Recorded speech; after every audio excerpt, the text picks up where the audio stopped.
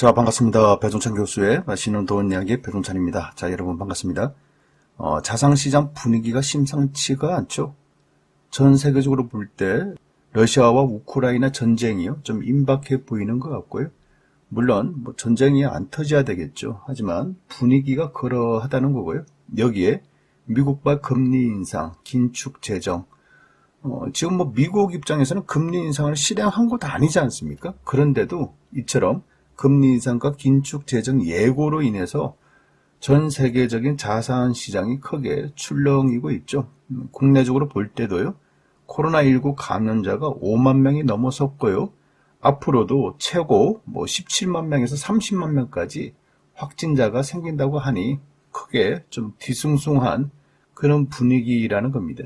여기에 국내 금리 인상을 또 단행할 예정이고 하니 여기에다가 대출 규제까지 또 심하게 또 하고 있지 않습니까?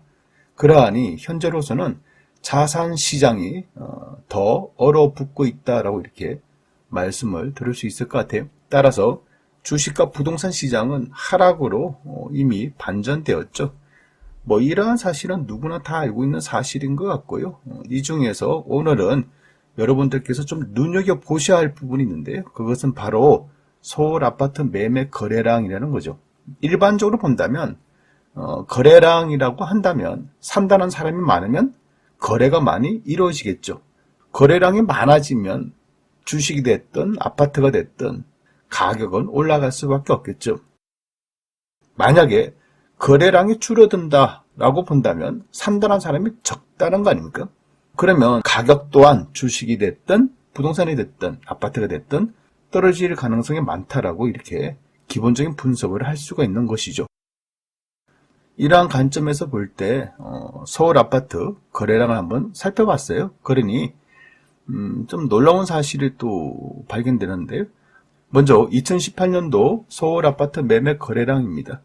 2018년 1월달 서울 아파트 총 12,590건이 거래가 되다가 5월달, 6월달, 7월달에 들어서는 4,000건에서 5,000건, 그리고 8월달에는 또 15,000건, 9월달에는 또 7,000여 건 정도 이렇게 거래가 됐었죠.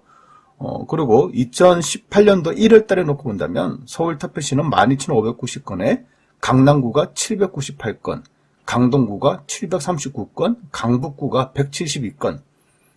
그래요. 요 거래량을 놓고 본다면 2018년 1월달을 기준으로 본다면 강남구, 강동구, 즉 돈 있는 사람들이 강남 있는 아파트, 또 강동에 있는 아파트, 이런 아파트에 좀 많이 샀다라고 봐야 되겠죠. 이에 반해서 서울 강북구 있는 아파트는 강남과 강동구에 비해서 거래량이 그렇게 많지가 않았다.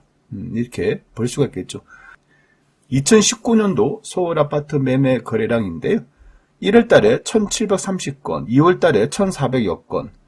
그래서 2019년도 초반에 보면 거래량이 1,700건에서 2,000몇 건, 3,000건, 요 정도밖에 안 됐다는 얘기예요. 이러한 이야기는 2019년도 초반에 분명히 부동산 가격을 잡을 수 있는 그런 기회가 있었다는 거예요. 그렇지 않습니까, 여러분? 그런데 제대로 못 잡으니까 다시 7월 달에 8,000여 건, 10월 달에 11,000여 건, 11월 달에 11,000여 건, 12월 달에 9,000여 건을 해서 또다시 서울 아파트 매매 거래량이 증가되고 말았다는 거예요. 분명히 부동산을 잡을 기회는 있었다. 그런데 이를 제대로 잡지 못했다는 그러한 이야기를 거래량을 놓고 보더라도 우리가 이처럼 말을 할 수 있다는 겁니다. 여기에다가 2019년도 1월달 강남구의 거래량은 76건, 강동구는 102건, 강북구는 29건이라는 겁니다, 여러분.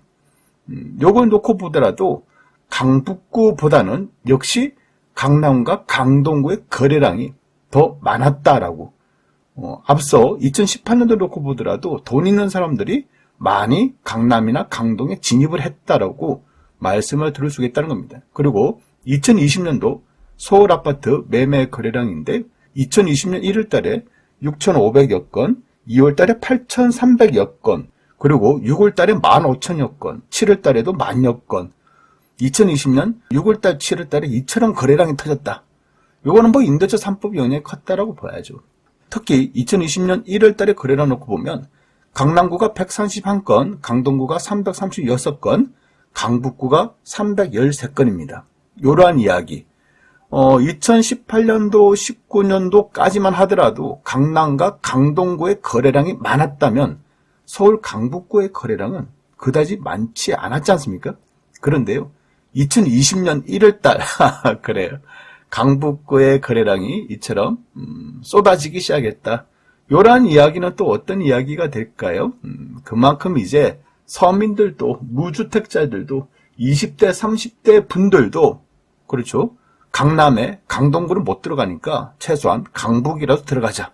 이렇게 해가지고 서울에 있는 아파트, 소형 아파트, 또 서민密집형 아파트를 구입했다라고 이렇게 볼 수밖에 없다는 거예요. 이처럼 서울 아파트 매매 거래량을 놓고 보더라도 부동산의 흐름이, 가격의 흐름이 보인다라고 이렇게 말씀을 들을 수가 있다는 거고요. 그리고 2021년 작년이죠. 서울 아파트 매매 거래량인데요. 1월달에 5,791건으로 거래가 작년 들어서는 1월달에 최고였죠. 그리고 2월달, 3월달, 4월달 서서히 하반기로 갈수록 매매 거래량이 이제 급격하게 줄어들고 있다는 것을 우리는 알 수가 있습니다. 그리고 2022년 1월달에 서울 강남구가 321건, 강동구가 303건, 강북구가 112건이라는 거죠. 그러니까 강남과 강동, 강북까지 2021년 상반기까지는 꾸준히 거래량이 유지되었다. 그 대신 하반기 이후부터 거래량이 뚝뚝 떨어지기 시작했다라고 이처럼 설명을 들을 수가 있다는 겁니다. 그리고 올해 들어서 서울 아파트 1월 달에 전체 거래량이 854건이라는 겁니다, 여러분. 여기 보면 3,000건, 4,000건, 4,000건, 2,000여 건이 거래되다가 1월 달에 거래량이 854건으로 거래량이 서울 전체를 볼 때 이처럼 뚝 떨어졌다는 얘기입니다. 그리고 강남구와 강동구의 거래량이 34건씩 밖에 안 됐고요. 강북구의 거래량 또한 16건밖에 안 됐다는 얘기죠. 그리고 2022년 2월달, 그러니까 요번 달이 되겠죠. 요번 달의 거래량은요, 서울 전체를 놓고 볼 때 53건밖에 안 된다는 얘기예요. 오늘 날짜가요, 2월 13일입니다, 여러분. 오늘까지, 2월달까지 거래량이 53건밖에 안 된다. 2월달은 2월 28일밖에 없기 때문에 거의 2월달에 반이 지나가는 시점에서 53건밖에 거래가 안 됐다는 거예요. 이건 엄청나다고 저는 생각합니다. 그만큼 산다는 사람이 없다라고 이렇게 볼 수가 있겠죠. 강남구가 1건이고요. 강동구가 3건이고요. 강북구까지 1건밖에 거래가 되지 않았다는 얘기입니다. 이러한 이야기는 고액 아파트, 비싼 아파트든 소액 아파트, 좀 저가인 아파트든 대형 평수 아파트든 소형 평수 아파트든 강남이든 강동이든 강북이든 사람들은 뭐 한다? 이제 아파트를 매매 안 한다는 얘기예요. 안 산다는 얘기예요. 사지 않으니까 뭐다? 거래량이 뚝 떨어진다라고 봐야 되겠죠. 양도소득세 중과세 때문에 안 팔아? 지금 안 팔아가 아니에요. 지금 부동산에 가보면 매물은 있다는 거예요, 여러분. 내부 부동산을 펼쳐봐도 매물은 있어요. 매물이 있는데 뭐가 없어요? 산다는 사람이 없다라고 이렇게 말씀을 들을 수 있다는 거예요. 왜? 서울이 많이 올랐기 때문에, 수도권이 많이 올랐기 때문에 자연스럽게 산다는 사람이 없어. 매수자가 없다라고. 그리고 매수하고자 하는 사람들은 이런 기대의 심리도 있겠죠. 더 떨어지기를 기다렸다가 더 떨어지면 사자. 이런 생각을 가진다는 거예요. 여기에다가 더 중요한 부분이 있죠. 아까 말씀드린 것처럼 전 세계적인 글로벌 위험, 그렇죠. 그리고 국내 금리 인상 추가 단행 등등. 그렇지 않습니까? 미국발 금리 인상과 미국발 긴축 재정은 아직 시작도 하지 않았어요.